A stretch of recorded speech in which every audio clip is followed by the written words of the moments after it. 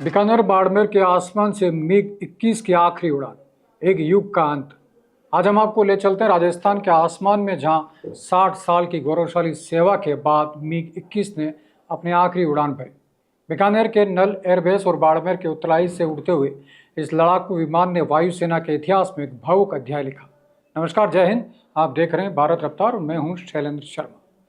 भारतीय वायुसेना ने एक ऐतिहासिक कदम उठाते हुए मिग-21 लड़ाकू विमान की विदाई की प्रक्रिया तेज कर दी है। राजस्थान के बीकानेर स्थित नल एयरबेस और बाड़मेर के उत्तरलाई से इन विमानों की आखिरी उड़ानें हुई, जो 60 वर्षों की सेवा के बाद वायुसेना के बेड़े से रिटायर हो रहे हैं। वायुसेना प्रमुख air chief marshal AP Singh ने खुद मिग-21 में उड़ान भरकर इसे भावुक विदाई दी, जो एक युग के अंत का प्रतीक है।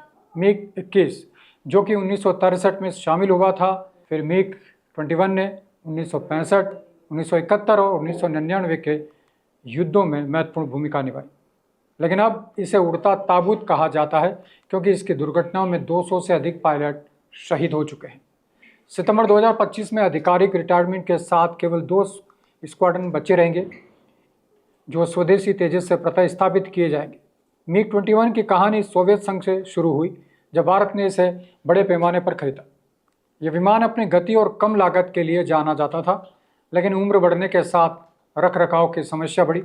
2024 तक वायुसेना में मिग-21 की संख्या 100 से घटकर 40 रह गई और दुर्घटनाओं की दर 2.5 यानी कि 2.5 प्रति 1000 घंटे उड़ान की रही। बीकानेर और बाड़मेर जैसे सीमावर्ती इलाकों से आखिरी उड़ानें न केवल भावुक है, बल्कि वे राजस्थान के सामरिक महत्व को रेखांकित करती है। जहां पाकिस्तान से सटी सीमा पर मिग-21 ने दर्शकों तक पहरा दिया, अब इनकी जगह LCA तेजस, सुखोई 30 जैसे आधुनिक विमान लेंगे, जो आत्मनिर्भर भारत की दिशा में कदम है। मिग-21 की विदाई मोदी सरकार की रक्षा नीति की सफलता का प्रतीक है, जो विदेशी निर्भरता कम करने पर जोर देती है। 2014 से अब तक रक्षा बजट में स्वदेशी उत्पादन पर फोकस बढ़ा है और तेजस जैसे विमान इसका उदाहरण है। लेकिन विपक्ष जैसे कांग्रेस इसे देरी का आरोप लगाते हुए कहता है कि मिग-21 की दुर्घटनाओं में शहीद पायलटों की जिम्मेदारी सरकार की है। राजस्थान में, जहां बनिलाल सरकार सत्ता में है, यह विदाई स्थानीय सियासत को भी प्रभावित कर सकती है, क्योंकि एयरबेस इलाकों में रोजगार और विकास से जुड़े मुद्दे हैं।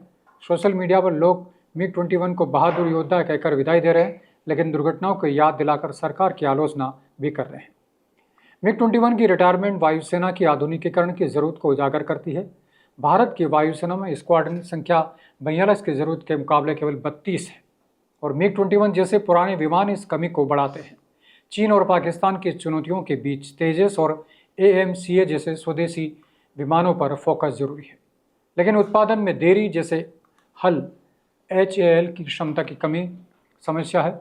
राजस्थान जैसे सीमावर्ती राज्य में यह विदाई सुरक्षा रणनीति में बदलाव का संकेत है, जहां ड्रोन और मिसाइल सिस्टम पर जोर बढ़ रहा है।